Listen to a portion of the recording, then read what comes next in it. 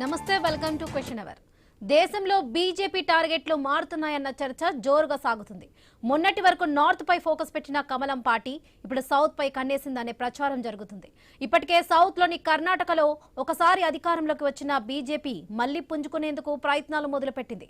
త్వరలో తమిళనాడు, కేరళ రాష్ట్రాల అసెంబ్లీలకు ఎన్నికలు జరగనున్నాయి. ఒంటరిగా పవర్లోకి రావడం సాధ్యం కాకపోయినా కూటమితోనైనా పాగా వేసేందుకు వ్యూహం రచిస్తుంది. దీంతో ప్రధాని మోదీ, హోంశాఖ మంత్రి అమిత్ షాలు తరచుగా కేరళ, తమిళనాడు రాష్ట్రాలకు వస్తున్నారు. అసెంబ్లీ ఎన్నికల ముందు కేరళకు వచ్చిన మోదీ పలు అభివృద్ధి కార్యక్రమాలను ప్రారంభించారు. ఈ సందర్భంగా మాట్లాడిన మోదీ కేరళ రాజకీయాల్లో ఈసారి పెను మార్పులు రాబోతున్నాయని, గుజరాత్ తరహాలో ఇక్కడ కూడా బీజేపీ అద్భుత ఫలితాలు సాధించబోతుందని ధీమా వ్యక్తం చేశారు.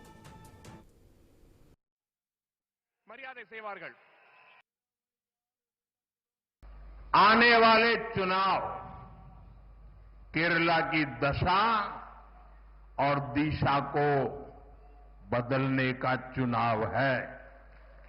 जब केरला के फ्यूचर की बात आती है तो आपने अब तक दो पक्ष ही देखे हैं. एक तरफ एलडीएफ और दूसरी तरफ यूडीएफ, और इन दोनों ने बारी बारी से केरला को तबाह किया है. लेकिन एक तीसरा पक्ष भी है. वो पक्ष डेवलपमेंट का है, गुड गवर्नेंस का है, बीजेपी एनडीए का है. एलडीएफ और यूडीएफ के लोगों ने केरला को करप्शन, कुशासन और अपीजमेंट की खतरनाक राजनीति में झोंक दिया है.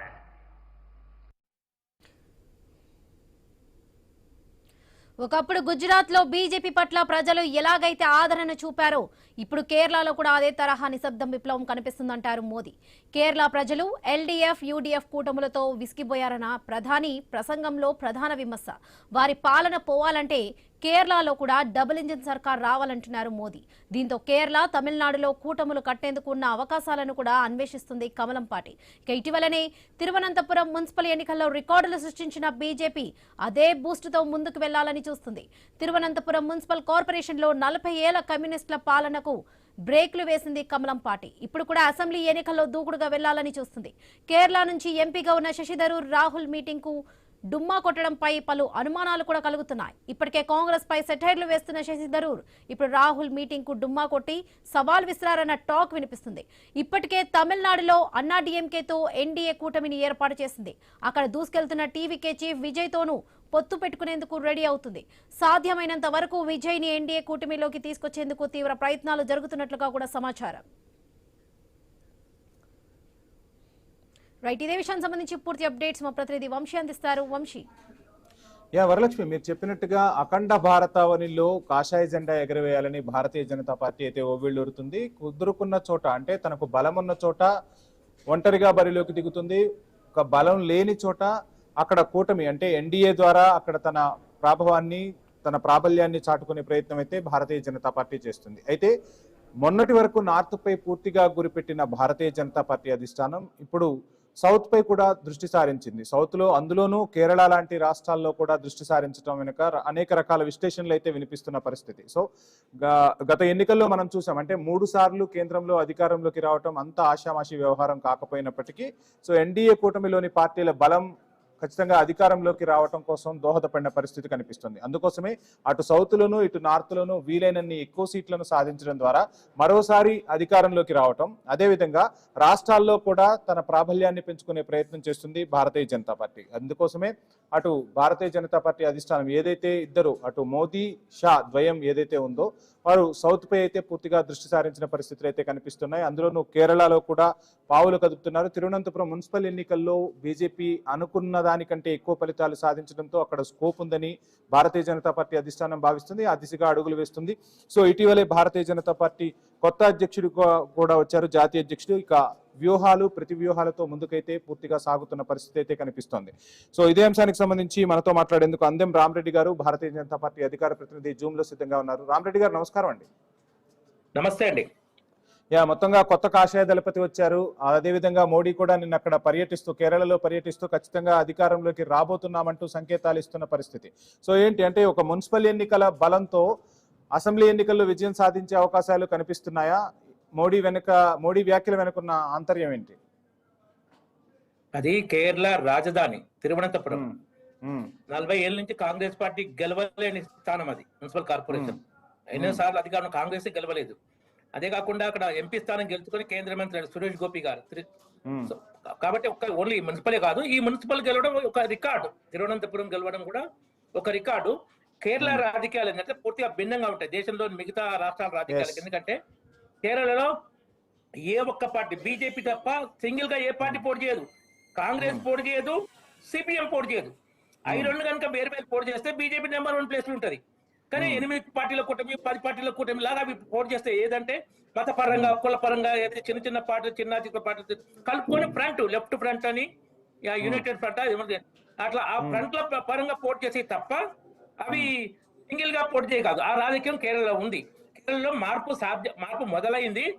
ఇప్పుడు అధికారం వస్తుందా అంటే చెప్పలేం. ఒక్కోసారి అధికారం అట్లా వస్తుంది. రామారావు గారు కొత్త పార్టీ పెడితే 202 సీట్లు వచ్చినాయి సమైక్య రాష్ట్రంలో. హర్యానాలో 4 స్థానాల నుంచి 47 స్థానాలు అధికారులకు వెళ్ళినాం. మన అస్సాంలో కూడా 5 స్థానాల నుంచి ఎమ్మెల్యేల నుంచి అధికారులకు వెళ్ళినాం. అధికారం 2 సార్లు గెలిచినాం, 3సారి కూడా ఇంకా పటిష్టపరచుకుంటున్నాం. కాబట్టి కేరళ అధికారం రావచ్చు, కానీ అట్లీస్ట్ గణనీయమైన ఫలితాలు ఉంటాయి. ఏంటి అసలు అంటే సౌత్ పై పూర్తిగా దృష్టి సారించడం వెనుక వ్యూహం ఏంటి అసలు? ఎందుకంటే అక్కడ అంటే దేశం మొత్తం బీజేపీ విస్తరించాలి. అలా భారతీయ జనతా పార్టీ పైకి చెబుతున్నప్పటికీ నార్త్ లో భారతీయ జనతా పార్టీని అంతగా అంటే గత 2 సార్లు నమ్మినట్టుగా 3వసారి నమ్మలేదు. ఫలితాలు 4వసారి ఆశాజనకంగా రావు కాబట్టే ఇటు సౌత్ పై దృష్టి సారించారని చెప్తున్న పరిస్థితి. సో ఇందులో వాస్తవం లేదంటారా రామరెడ్డి గారు? నార్త్ ఢిల్లీ రాష్ట్ర ఎన్నికలు జరిగినాయి. ఢిల్లీలో బీజేపీ గెలిచింది. హర్యానా ఎన్నికల్లో బీజేపీ గెలిచింది. బీహార్ ఎన్నికల్లో బీజేపీ గెలిచింది. బీజేపీ ఘన విజయం, మామూలు విజయం బీహార్. మరి ఇది నార్త్ కాదా? ఇది ఇంతకుముందు స్థానం కన్నా బలం కదా. ఇప్పుడు ఢిల్లీలో 25 ఏళ్ల తర్వాత అధికారానికి వచ్చినాం మేము. హర్యానాలో 3వసారి వరుసగా ఎంత ముందు కన్నా ఎక్కువ మెజార్టీతో వచ్చినాం. బీహార్ లో రికార్డు మెజార్టీతో వచ్చినాం. Congress worst performance. ఇది నార్త్ కాదా? నార్త్ లో బలం తగ్గింది ఎట్లా అంటారు? లోక్సభ ఎన్నిక టైంలో వీళ్ళు పంచారు కదా, నెలకు 805 సంవత్సరానికి 1,00,000 కార్డులు పంచారు. కార్డు తర్వాత మైనార్టీ మతపరమైన రిజర్వేషన్లు రాజ్యాంగ వ్యతిరేకంగా మాట్లాడితే దాన్ని తొలగిస్తామంటే ఎస్సీ ఎస్టీ బీసీ ఈ రేవంత్ రెడ్డి తయారు చేసే వీడియోని, ఈ మహానుభావుడు తయారు చేసే వీడియోను ఉత్తర భారతంలో విశ్వ ప్రచారం చేసి వెనుకబడిన జాతుల్లో అనుమానం కలిగించి బీజేపీ బలం కొంచెం తగ్గేటట్టు చేశారు. అధికారం తప్ప తర్వాత ఫలితాల్లో ఏదైతే వీడియో కానీ ఆ డబ్బులు కానీ లేవో బీజేపీ అద్భుత ఫలితాలు సాధిస్తుంది. కాబట్టి నార్త్ లో నెంబర్ 1 పార్టీ కాంగ్రెస్ కు 543 స్థానాల్లో 49 స్థానాల్లో ఉన్న పరిధి 3 రాష్ట్రాలనే అధికారం ఉంది. 10% కూడా కాదు, 10% కూడా. ఆ 3 రాష్ట్రాల్లో కూడా వ్యతిరేకత బలంగా ఉంది. హర్యానా, మన హిమాచల్లో ఆర్థిక పరిస్థితి గందరగోళం. కర్ణాటకలో చూడండి, కుర్సీ కొట్టాడ టీవీ సీరియల్ నడుస్తుంది. ఇక్కడ కూడా మంత్రులది ఏది బొగ్గు మసి కానీ, అంతకుముందు టెండర్ మేడారం టెండర్ కానీ, తర్వాత ఈయన మన ముఖ్యమంత్రి కానీ, సినిమాటోగ్రఫీ కానీ, కుంభకోణాలు కొండా సురేఖ, పొంగులేటి శ్రీనివాస్ రెడ్డి కానీ మంత్రుల టెండర్ల పంచాయతీ ఇక్కడ కూడా వ్యతిరేకత ఉంది. ఇక్కడ ఏంటంటే టీఆర్ఎస్ గందరగోళం సృష్టిస్తుంది. వాళ్ళ పంచాయతీ వాళ్ళకుంది. ఇప్పుడు బీజేపీ ప్రత్యామ్నాయం అనేది ఈ మున్సిపల్ ఎన్నికలతో బయటపడుతుంది. గత లోక్సభ ఎన్నికల్లో సో మొత్తంగా సౌత్ లో భారతీయ జనతా పార్టీ అన్ని పార్టీలకు ప్రత్యామ్నాయం అవుతుందా? గత లోక్సభ ఎన్నికల్లో బీజేపీ 30% ఓట్లతో 8 లోక్సభ స్థానాలు గెలుచుకుంది. బీఆర్ఎస్ ఏదైతే ప్రధాన ప్రతిపక్షం ఉందో దానికి 1 సీట్ గాడిద గుడ్ వచ్చింది. లోక్సభ ఎన్నికల్లో 17% ఓట్లే. ఎమ్మెల్సీ విద్యావంతుల ఎమ్మెల్సీ ఎన్నికల్లో బీఆర్ఎస్ పోటీ చేయలేదు. కాంగ్రెస్ 1 సీట్ రాలేదు. 2 బీజేపీ, 1 టీచర్స్ యూనియన్ గెలుచుకుంది. కాబట్టి బీజేపీ తెలంగాణలో కూడా ప్రత్యామ్నాయంగా ఎదిగింది. ఇక్కడ ఏపీ, తమిళనాడులో అలయన్స్ లో సొంతంగా పరిస్థితి లేదు. ఇక్కడ ఏపీలో రైట్ రామరెడ్డి గారు మళ్ళీ మీకు టైం ఇస్తాను, ఒక షార్ట్ బ్రేక్ తీసుకుందాం. State back to question hour. So Numan గారు, ఏంటి మొత్తంగా మోడీ కీలక వ్యాఖ్యలు చేశారు. సో మొత్తంగా ఆల్టర్నేట్ ఇక మేమే రాబోయేది మేమే అంటూ కూడా చెప్తున్న పరిస్థితి. 3 రాష్ట్రాలు ఏవైతే ఉన్నాయో ఈ 3 రాష్ట్రాల్లో కూడా భారతీయ జనతా పార్టీ పాగా వేయబోతుందంటూ కూడా ప్రధాని స్వయంగా చెప్పిన పరిస్థితి. ఏం ఆన్సర్ చేస్తారు? Very good afternoon to you as well as Rama Reddy గారు అండ్ ఆల్ ద వ్యూవర్స్. ఏదైతే మనం మాట్లాడుతున్నామో రాబోయేటువంటి అసెంబ్లీ ఎన్నికల గురించి, ఇక్కడ జరగబోయేటువంటి సౌత్ ఇండియాలో జరగబోయేటువంటి ఎలక్షన్, దాంతోపాటు west Bengal as well as Assam, ఈ 5 రాష్ట్రాల్లో ఎలక్షన్స్ జరగబోతున్నాయి. దాంట్లో వాళ్ళు ఏదో ఇక్కడ ప్రతాపం చూపిస్తామని చెప్పేసి ప్రధానమంత్రి నరేంద్ర మోదీ గారు మాట్లాడినటువంటి సమయం మనం ఒక్కసారి చూసుకుంటే, మొన్నటికి మొన్న జరిగినటువంటి లోకల్ బాడీ ఎలక్షన్స్ లో ఏ రకంగా అయితే వాళ్ళకి రిజల్ట్స్ వచ్చినాయో మనం చూసినాం. కేరళ గురించి నేను మాట్లాడుతున్నాను. నేను కేరళలో ఏ రకంగా రిజల్ట్స్ వచ్చినాయో మనం చూసినాము. ఇంకా 2-3 నెలల్లో జరిగేటువంటి ఎలక్షన్స్ లో ఏదో మేము విజృంభిస్తాము, ఏదో మేము సాధిస్తామని చెప్పేసి అనుకుంటున్నారు. కేరళలో చైతన్యవంతులు, కేరళలో మలయాళీలకి వారికి సెల్ఫ్ ప్రైడ్ అనేది చాలా ఎక్కువ ఉంటుంది. వారు ఇటువంటి వారిని, ఇటువంటి మాటలని ఎవరు నమ్మరు. Literacy rate, highest literacy rate in entire India is in Kerala. Thiruvananthapuram municipal ఎన్నికల్లో పాగా వేసిన పరిస్థితి కదా, 40 ఏళ్ల చరిత్రను తిరగరాసామని చెప్తున్నారు. దాని ఒక్కటి వల్ల ఏం కాదండి, ఒక్కటి వల్ల ఏం కాదు. నేనేం చెప్పదలుచుకున్నాను అని అంటే, ఎసెన్షియల్లీ వాళ్ళు ఏదో సృష్టిస్తామని చెప్పేసి చూస్తున్నారు. They will be kicked out of south India. They were there only in Karnataka. Only కర్ణాటకలో ఉండేవారు. ఆ కర్ణాటక నుంచి కూడా వాళ్ళని తరిమేయబడ్డారు. ఈ రోజు వాళ్ళకి యడ్యూరప్ప స్కామ్లలో చిక్కుకున్నాడు. వాళ్ళ సొంత సుపుత్రుడు అనేటువంటి విజయేంద్ర ఏం చేయాలో కూడా తోచుకోలేనటువంటి పరిస్థితి. వేరే రాష్ట్రాల్లో వాళ్ళకి డిపాజిట్లు కూడా గల్లంత అవుతాయి. కానివ్వండి, తమిళనాడు ఒక చిన్న సబ్మిషన్ కానివ్వండి, బెంగాల్ కానివ్వండి. ప్లీజ్. కర్ణాటకలో ఏదైతే అవినీతి ఆరోపణలతో మీరు అధికారంలోకి వచ్చారు, అంటే భారతీయ జనతా పార్టీ ఎక్కడికక్కడ పర్సంటేజీలు తీసుకుంటుంది అని చెప్పి కర్ణాటకలో అధికారంలోకి వచ్చారు. కానీ కుర్చీల కొట్లాట జరుగుతుంది. కర్ణాటకలో పాలనను గాలి కొదిలేసి సీఎం, డిప్యూటీ సీఎం ఇద్దరు కుర్చీ కోసం కొట్లాడుతున్నారని వినిపిస్తున్న విమర్శలు ఏం ఆన్సర్ చేస్తారు? చాలా మంచి ప్రశ్న అడిగారండి. కాంగ్రెస్ ఫస్ట్ ఆఫ్ ఆల్ కుర్చీల విషయం గురించి ఏదైతే మీరు మాట్లాడుతున్నారో దాని గురించి నేను జవాబు చెప్పదలుచుకున్నాను. Through you to all the viewers. Congress party అనేది ఒక ప్రజాస్వామ్యం ఉన్నటువంటి పార్టీ. అంతర్గత ప్రజాస్వామ్యం అనేది చాలా ఎక్కువగా ఉంటుంది. మేమే ఎక్కడ ఆర్ఎస్ఎస్ నాగ్పూర్ లో కూర్చొని ఎవరు ప్రధానమంత్రి కావాలా, ఎవరు ముఖ్యమంత్రి కావాలా, అనామకుడు ఎన్ని రాష్ట్రాలు అంటే ఛత్తీస్గఢ్ లో అనామకుడు, యూపీలో వదిలేసేస్తే ఇంకా మిగతా రాష్ట్రాల్లో అనామకుల్ని తీసుకుపోయి వీళ్ళు ముఖ్యమంత్రులు చేసినారు. ఆ మాదిరిగా మేము చేయం. మా దగ్గర ఒక సిఎల్పి ఉంటుంది. సిఎల్పి నిర్ణయించిన విధంగా మెజారిటీ ఎవరికి వస్తే వారికి అనుగుణంగా నిర్ణయించబడుతుంది. ఏమీ తప్పు లేదు. డికే శివకుమార్ గారు ఒకవేళ ముఖ్యమంత్రి అడగడం కానీ కోరుకోవడం కానీ ఎటువంటి తప్పు లేదండి. నేను ఒక్క విషయం చెప్పదలుచుకుంటాను. 5 గ్యారంటీలు 5 గ్యారంటీలు ఏదైతే కర్ణాటకలో ఇచ్చినామో ప్రతి ఒక్కటి ఇక్కడ కంటే కూడా అక్కడ ఎక్కువ అమలు చేస్తున్నాం. You please pull out the information. తెలంగాణలో కొంచెం ఆర్థిక ఇబ్బందులు ఉండడం వల్ల ఇక్కడ చేయలేకపోతున్నాము. కానీ అంటే ఇక్కడ కూడా చేస్తున్నాం కానీ పూర్తి స్థాయిలో ఇంకా రాలేదు. అక్కడ మాత్రం పూర్తి స్థాయిలో ఆ 5 గ్యారంటీలను మేము అమలు చేస్తున్నాము. నేను ఒక్కటే విషయం మీ ద్వారా నేను తెలియజేసుకుంటున్నాను. 100% లిటరసీ రేట్ ఎక్కువగా ఉన్నటువంటి సౌత్ ఇండియాలో ఎక్కడ కూడా వీరికి పాగా వేసేటువంటి అవకాశం లేదు. గుజరాతీలని ఎవరు నమ్మరని చెప్పేసి నేను మీ ద్వారా నేను తెలియజేసుకుంటున్నా. గుజరాతీలకి బానిసలుగా ఎవరు ఉండరని చెప్పేసి నేను మీ ద్వారా తెలియజేసుకుంటున్నా. అబ్కి బార్ 400 పార్ అన్నారు. 240 దగ్గర నాకౌట్ అయిపోయినారు. ఈ ప్రభుత్వం ఏదైతే ఉందో మోదీ 3.0 ఇది ఒక సంకీర్ణ ప్రభుత్వం కాదు. ఇది ఒక మైనారిటీ ప్రభుత్వము. వెంటిలేటర్ మీద నడుస్తున్నటువంటి ప్రభుత్వము. ఆక్సిజన్ బీహార్ నుంచి, ఆంధ్రప్రదేశ్ నుంచి అందుతున్నది. ఆక్సిజన్ ఎప్పుడు పోతే వాళ్ళ ప్రభుత్వం అప్పుడు కూలిపోతున్నది. అందుకని చెప్పేసి ఏదో చూపించుకుందామనే ప్రయత్నం వాళ్ళు చేస్తున్నారు. రైట్ నుమాన్ గారు మీరు చెప్తున్నట్టుగా ఇటు బీహారు, ఆంధ్రప్రదేశ్ ఆక్సిజన్ అందిస్తున్నాయి. సరే, మొత్తానికైతే గవర్నమెంట్ వాళ్ళు రూల్ చేస్తున్న పరిస్థితి. మీరు అధికారంలోకి రావాలంటే ఉన్న నాయకుల్ని కాపాడుకోవాల్సిన పరిస్థితి కనిపిస్తోంది. కానీ రాహుల్ గాంధీ అటెండ్ అయిన మీటింగ్ కు శశి థరూర్ కూడా అటెండ్ కావట్లేదు. నిన్న మొన్నటి వరకు సెటైర్లకే పరిమితమైన శశి థరూర్ ఈ రోజు ఏకంగా మీటింగ్ లో కూడా గైర్హాజరవుతున్న పరిస్థితి. సో ఎలా చూడాలి? No problem. Shashi Tharoor is an intellectual person. ఎటువంటి కుమ్ములాటలు పార్టీలో లేవు. ఆ రకంగా నేను చెప్పదలుచుకుంటే మాత్రము ఆర్ఎస్ఎస్ ఇన్నిసార్లు ఎవరెవరితో ఎప్పుడెప్పుడు బీజేపీ మంత్రులని బీజేపీలో ఉన్నటువంటి కీలక మంత్రులుగా చెప్తున్నాను. వాళ్ళని పిలిచి మాట్లాడింది మోహన్ భగవత్. వాళ్ళని కూర్చోబెట్టి ఎప్పుడు మాట్లాడారో నేను డేట్ అండ్ టైం తో పాటు చెప్పండి. మీరు చెప్పండి ఎప్పుడు మాట్లాడారో చెప్పండి విందాం. రామరెడ్డి గారు మీకు ఓపిక ఉండాలా? మీకు మీరు అన్నీ చెప్పండి. మీకు మీరు పెద్దలు కాబట్టి మిమ్మల్ని గౌరవిస్తున్నా నేను. మీరు ఇట్లా ఇంటర్వ్యూన్ అయ్యి మాట్లాడడం చాలా తప్పు. మీరు you need to understand. Okay, me time వచ్చినప్పుడు మీరు మాట్లాడండి. నేను ఒకటే విషయం నేను చెప్పదలుచుకుంటున్నాను. ఇది పిల్లలాట కాదండి, ఇది రాజకీయము.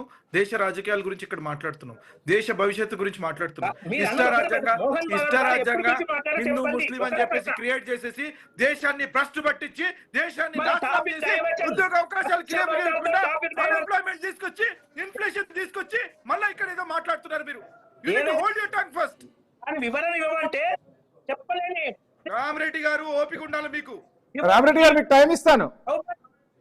5 రాష్ట్రాల్లో జరిగేటువంటి ఎన్నికల్లో కేరళలో ఏం చేయబోతున్నాం అని చెప్పేసి బీజేపీ మాట్లాడాలా. ఈ రోజు ఫారెన్ పాలసీలో ఫెయిల్ అయిపోయినారు. ఫారెన్ పాలసీ ఇష్టారాజ్యంగా డాలర్ రేట్ అనేది నుమాన్ గారు టాపిక్ డైవర్ట్ అవుతుంది. నేను ఏం చెప్పదలుచుకున్నానంటేనండి, ఈ రోజు భారతదేశంలో హైయెస్ట్ అన్ఎంప్లాయ్మెంట్ రేట్ 27% ఉందండి. క్రైమ్ రేట్ ఎన్సీఆర్ నేను ఐఎమ్ టెలింగ్ యూ రామరెడ్డి గారు, very politely I'm telling you, if you do not respect me then I have to use my language.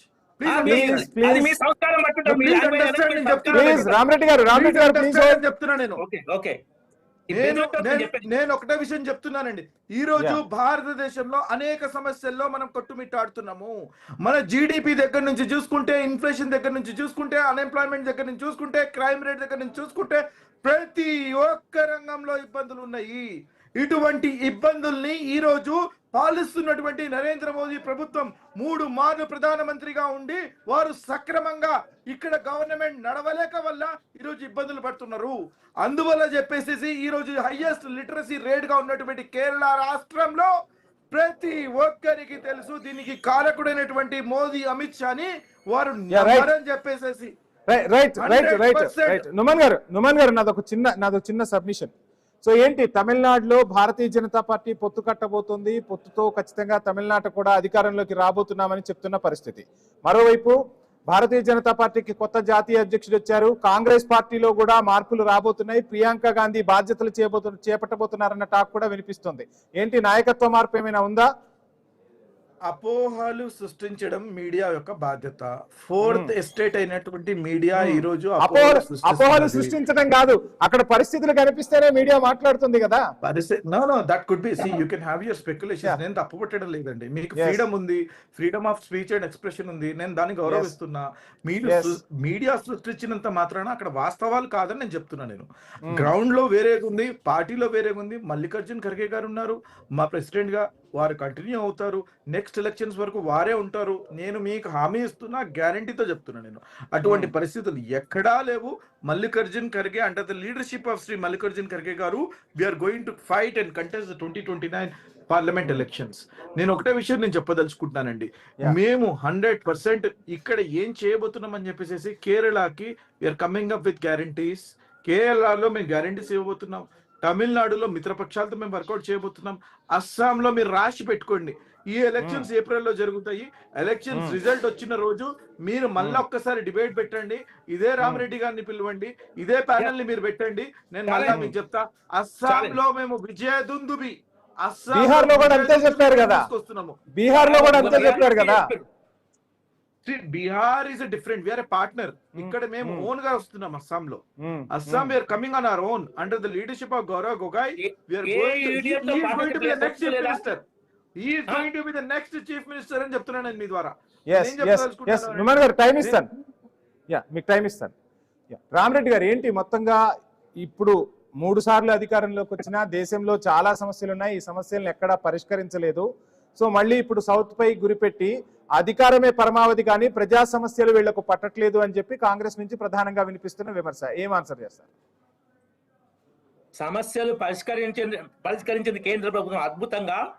ఇప్పుడు కాంగ్రెస్ ప్రభుత్వ కాలంలో ఇప్పుడు రీసెంట్ గా తెలంగాణ జరుగుతున్న బొగ్గు కుంభకోణం కదా, దాన్ని ఎగ్జాంపుల్ దాన్ని చూస్తున్న టాపిక్ బొగ్గు కుంభకోణం. అప్పుడు కాంగ్రెస్ యూపీఏ కాలంలో జరిగితే 200 పైకి చిల్లిక బొగ్గు అలాట్మెంట్ సుప్రీంకోర్టు రద్దు చేసింది. కాంగ్రెస్ ప్రభుత్వం చిట్టీల మీద నకలు రాసి చిట్టీల లాగా వైట్ పేపర్ లో చిట్టీలు రాసి అలాట్ చేశారు. టెండర్లు లేవు, ఓపెన్ టెండర్ లేవు, ఏం లేకుండా. దాని కుంభకోణాన్ని సుప్రీంకోర్టు 246. రైట్ రామరెడ్డి గారు ఇంకొక చిన్న సబ్మిషన్. రామరెడ్డి గారు ఒక చిన్న సబ్మిషన్. అటు స్టాలిన్ ఏమో కేంద్ర ప్రభుత్వం నుంచి నిధులు రావట్లేదని చెప్తున్న పరిస్థితి, ఇటు తెలంగాణలో కూడా మాజీ ముఖ్యమంత్రి కేసీఆర్, ప్రస్తుత సీఎం రేవంత్ రెడ్డి కూడా కేంద్రం నుంచి పూర్తి స్థాయిలో నిధులు రావట్లేదు, కేంద్రం నుంచి నిధులు తీసుకురావడంలో ఎంపీలు విఫలమవుతున్నారని చెప్తున్న పరిస్థితి. సో అధికారమే కావాలి కానీ భారతీయ జనతా పార్టీకి ఇక్కడ రాష్ట్రాలకు నిధులు ఇవ్వాల్సిన బాధ్యత లేదా? కేంద్రం నుంచి రాష్ట్రాల వారిగా నిధులు అంటూ లేదు. మోడీ ప్రభుత్వం అధికారంలోకి వచ్చినాక దానికి ఏమైనా ఎక్సెప్షన్ కేసులు ఉంటే, దేశంలో ఏదైనా ఒక్క రాష్ట్రంలో ప్రత్యేక పరిస్థితి ఉంటే దానికి కొంచెం ఎక్స్ట్రీమ్ వరదలు కానీ, రాజధాని లేకపోవడం కానీ ఏదైనా ఉంటే దానికి 5,000 కోట్లు 10,000 కోట్లు తప్ప 48 లక్షల కోట్లలో అన్ని రాష్ట్రాల వారిలో పథకాల వారీగా కేటాయింపు. అంటే అక్కడ ప్రభుత్వాలు మీకు మద్దతు ఇస్తే ఆటోమేటిక్ గా నిధులు వెళ్ళిపోతాయి, అంతేనా? రోడ్స్ కు, రైల్వేస్ కు, వెల్ఫేర్ స్కీమ్స్ కు, అన్నిటికీ ఆటోమేటిక్ గా వెళ్ళిపోతాయి తప్ప ఎంపీలు వచ్చి రిక్వెస్ట్ చేసి పైరవి చేస్తాను, మినిస్టర్లు పైరవి చేస్తాను, నిధులు కేంద్ర మోడీ ప్రభుత్వం ఇవ్వదు. అలాంటి ప్రాంతీయత చెత్తడు. ఇంతకు ముందు కాంగ్రెస్ అధికారంలో ఉన్నప్పుడు కేంద్రంలో రాష్ట్రాలకు కేంద్రంకు నుంచి 32% మాత్రమే వచ్చేది రాష్ట్రం నుంచి వచ్చే ఆదాయంలో. మోడీ ప్రధానమైనాక మొదటి 5 ఏళ్ళలో 42%, ఇప్పుడు 41%, 9% ఎక్కువ. కేంద్రం రాష్ట్రాల నుంచి వచ్చే దాంట్లో 9% ఎక్కువ నిధులు డైరెక్ట్ గా పథకాలు కానీ మిగతా వాటి ఇవ్వగా జరుగుతుంది. మరి ఎలక్షన్స్ ముందు ప్రతి రాష్ట్రానికి స్వయంగా మోదీ వెళ్తారు, అమిత్ షా వెళ్తారు, అక్కడ వరాల జల్లు కురిపిస్తారు. బడ్జెట్ లోను ఏవైతే రాష్ట్రాల్లోకి ఆ ఎన్నికలు జరగబోతున్నాయో వాటికి నిధులు కేటాయింపులు ఎక్కువగా జరుగుతున్నాయని కూడా మీపై వినిపిస్తున్న విమర్శ, దీనికి ఏం ఆన్సర్ చేస్తారు? మహారాష్ట్రలో మొన్న స్థానిక సంస్థల ఎన్నికలు జరిగినాయి. Municipal councils, 29 municipal corporations. Modi గారు వెళ్ళలే, ఏం అనౌన్స్ చేయలే. గుజరాత్ వెళ్ళారు ఏదో సోమనాథ్ టెంపుల్ గురించి, అక్కడ ఏ ఎలక్షన్స్ లేవు. ఏదైనా ఎలక్షన్స్ ఉన్నప్పుడు లీడర్లు వెళ్తారు జనరల్ గా, కానీ కేవలం ఎలక్షన్స్ ఉంటేనే వెళ్తారు, ప్రతి ఎలక్షన్స్ కు వెళ్తారని చెప్పడం కరెక్ట్ కాదు. నేను మీకు దీనికి ఎగ్జాంపుల్ ఇచ్చిన. కాబట్టి అక్కడ దక్షిణాదిలో ఇంకొకటి కాంగ్రెస్ ప్రభుత్వము తర్వాత వారు ఛాలెంజ్ చెప్పొచ్చు ఆన్సర్ పైన. గత 40 ఏళ్లలో ఒక 15 రాష్ట్రాల్లో, 12-15 రాష్ట్రాల్లో ఫస్ట్ సెకండ్ నుంచి థర్డ్, ఫోర్త్, ఫిఫ్త్ కి వెళ్ళిపోయింది. ఏ ఒక్క రాష్ట్రంలో మళ్ళీ ఫస్ట్ సెకండ్ రాలే. రైట్ ఆన్సర్ తీసుకుంటా. నుమాన్ గారు, ఏంటి మొత్తంగా కాంగ్రెస్ పార్టీ పతనం దిశగా అడుగులు వేస్తుంది. మేము సౌత్ లోను, నార్త్ లోను మా జెండా ఎగరబోతుంది. రాబోయే ఎన్నికలు ఏవైనా భారతీయ జనతా పార్టీదే విజయం అని చెప్తున్న పరిస్థితి. ఇంకా పూర్తిగా మాట్లాడలేదు. 400 టార్గెట్ పెట్టుకున్న వాళ్ళని అబ్కి బార్ 400 పార్ అని చెప్పిన వాళ్ళకి మెజారిటీ కూడా రానివ్వకుండా వారిని కట్టడి చేసి 50 పార్లమెంట్ల నుంచి 99 పార్లమెంటు ప్లస్ మొన్న ఒకటి మేము గెలిచినాం. 100 పార్లమెంట్లు ఉన్నటువంటి స్థానానికి ఒకవేళ తీసుకొచ్చినటువంటి వ్యక్తి భారత్ జోడో యాత్ర అని చెప్పేసి చెప్పుకుంటారు. మీరు సచ్చినోని పెళ్లికి వచ్చిందే కట్టవాలని చెప్పుకుంటున్నారు. భారత్ జోడో యాత్ర అని తీసుకుని కన్యాకుమారి నుంచి కశ్మీర్ వరకు, మణిపూర్ నుంచి ముంబై వరకు వారు చేసినటువంటి పాదయాత్ర, అటువంటి పాదయాత్రలో జనాలు నమ్మి మాకు ఓటు వేసి మీరు అపోజిషన్ లో ఉన్నా సరే మీకు 100% మేము మద్దతు పలుకుతామని చెప్పేసి వారు మమ్మల్ని ఒక పొజిషన్ ఇచ్చినారు. ఈ రోజు లీడర్ ఆఫ్ అపోజిషన్ గా ఉన్నటువంటి రాహుల్ గాంధీ గారు దేశంలో జరుగుతున్నటువంటి అవినీతి గురించి, దేశంలో జరుగుతున్నటువంటి అక్రమాల గురించి, దేశంలో ఉన్నటువంటి సమస్యల అన్ఎంప్లాయ్మెంట్ గురించి, దేశంలో జరుగుతున్నటువంటి ఇన్ఫ్లేషన్ గురించి, ప్రైస్ హైక్ గురించి, వీటన్నిటి గురించి రైట్ రామరెడ్డి గారు, తప్పేముందండి? రామరెడ్డి గారు, ఒక అన్న చెల్లెకి ముద్దు పెడితే తప్పేముందండి? తప్పేముందని అడుగుతున్నా నేను. తప్పేముందని అడుగుతున్నా నేను. Yeah, right. Please conclude. Please conclude. చెల్లె అనుబంధం, ఒక అన్న చెల్లె అనుబంధం కూడా మీకు తెలియకపోతే ఇంకా ఏం సిగ్గుమాలిన వ్యక్తి గురించి సిగ్గుమాలిన వ్యవహారాలు చేస్తున్నారండి మీరు టీవీ ముందు కూర్చొని. ఒక అన్న చెల్లె మధ్యలో ఉన్నటువంటి అనుబంధాన్ని మీరు చూపిస్తూ ఏంటండి మీరు చేసేది? అంటే ఉండకూడదా? ఏంటండి మీరు ఎటువంటి వ్యక్తిని తీసుకొచ్చారండి మీరు డిబేట్ కి? ఇటువంటి వ్యక్తిని తీసుకొచ్చి మీరు టైం పాస్ చేస్తున్నారు ఇక్కడ. I'm sorry I cannot counter this person. I cannot talk to this person. I'm sorry. ఏం తప్పేముందండి అక్కడ? తప్పేముందండి? రైట్ రామరెడ్డి గారు, తప్పేముంది? వికృత చేష్టలు చేస్తున్నారండి మీరు మీడియా ముందుకు వచ్చేసి. రామరెడ్డి గారు ఐ న్యూస్ ఒక సూచన చేస్తూ ఉంది. ఖచ్చితంగా సమాధానం చెప్పే ప్రయత్నం చేయండి, కానీ ఫోటోలు వీడియోల ద్వారా ఏమీ రాదు. కౌంటర్ కి మీరు ఆన్సర్ చేయగలిగితే చేయండి ప్లీజ్. నేను ఒకటే మాట చెప్తున్నాను వంశీ గారు. This is my time. I'm going to conclude here. Rahul Gandhi గారు లీడర్ ఆఫ్ అపోజిషన్ గా ఉండి వారు దేశంలో ఉన్నటువంటి సమస్యల మీద కోట్లాడుతున్నారు. మేము ప్రభుత్వాన్ని కోరుకునేది ఒకటండి, జవాబుదారీతనం ఉండాలా, అకౌంటబిలిటీ ఉండాలా, రెస్పాన్సిబిలిటీతో వారు గవర్నెన్స్ చేయాలా అని చెప్పేసి మేము కోరుకుంటున్నాము. త్వరలో జరగబోయే ఎన్నికల్లో ఏం జరగబోతుందో చూద్దాం. మొత్తంగా భారతీయ జనతా పార్టీ అయితే సౌత్ పై గురిపెట్టింది. మేము కూడా గట్టిగానే కౌంటర్ ఇస్తామంటూ కాంగ్రెస్ నుంచి వినిపిస్తున్న వర్షన్. సో ప్రజల నాడి ఎలా ఉంది, ప్రజలు ఏ వైపు మొగ్గు చూపుతారనేది రాబోయే రోజుల్లో తేలనుంది. చర్చలో పాల్గొన్న నుమాన్ గారికి, అందెం రామరెడ్డి గారికి ఐ న్యూస్ తరపున ప్రత్యేక ధన్యవాదాలు. ఇది వాళ్ళ క్వశ్చన్ అవర్. స్టేట్.